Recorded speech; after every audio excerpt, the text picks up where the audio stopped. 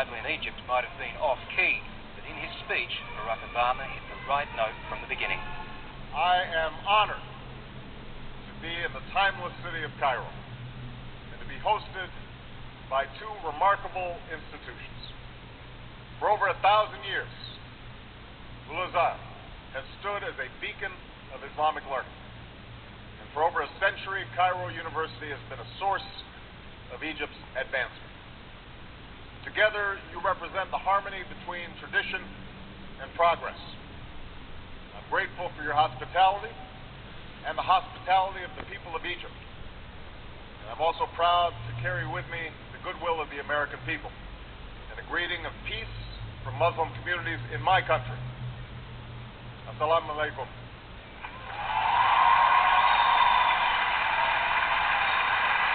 This speech has had a huge build-up in the Middle East.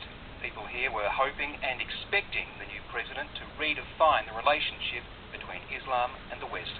I've come here to Cairo to seek a new beginning between the United States and Muslims around the world. One based on mutual interest and mutual respect. And one based upon the truth that America and Islam are not exclusive and need not be in competition. And I consider it part of my responsibility as President of the United States to fight against negative stereotypes of Islam wherever they appear. But in return, the President challenged Muslims to address their own crude stereotypes of the United States to banish the system of Holocaust denial. But this wasn't just a speech about attitudes. There were clear indicators of how this administration would tackle the region's flashpoints. For decades then, there has been a stalemate. Two peoples with legitimate aspirations, each with a painful history that makes compromise elusive. It's easy to point fingers.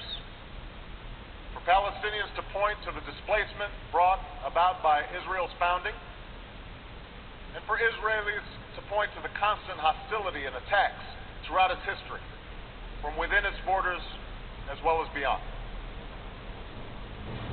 But if we see this conflict only from one side or the other, then we will be blind to the truth. The only resolution is for the aspirations of both sides to be met through two states where Israelis and Palestinians each live in peace and security. There was little room for Israel to misunderstand its responsibilities in the eyes of the Obama White House. This construction violates previous agreements and undermines efforts to achieve peace. It is time for these settlements to stop. Using the term Palestine, the President also spoke to those on the other side of the conflict. Palestinians must abandon violence. Resistance through violence and killing is wrong, and it does not succeed. He also addressed other hotspots in the region. Now, we also know that military power alone is not going to solve the problems in Afghanistan and Pakistan. That's why we plan to invest $1.5 billion each year over the next 5 years to partner with Pakistanis to build schools and hospitals, roads and businesses, and hundreds of millions to help those who've been displaced.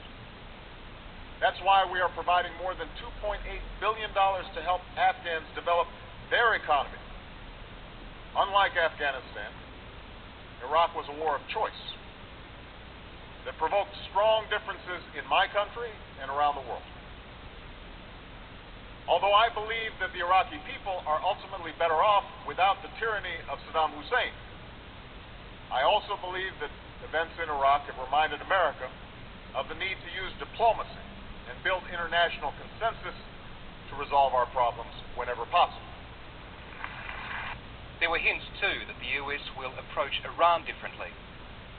I recognize it will be hard to overcome decades of mistrust, but we will proceed with courage, rectitude, and resolve.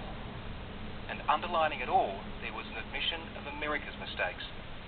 I have unequivocally prohibited the use of torture by the United States, and I have ordered the prison at Guantanamo Bay closed by early next year.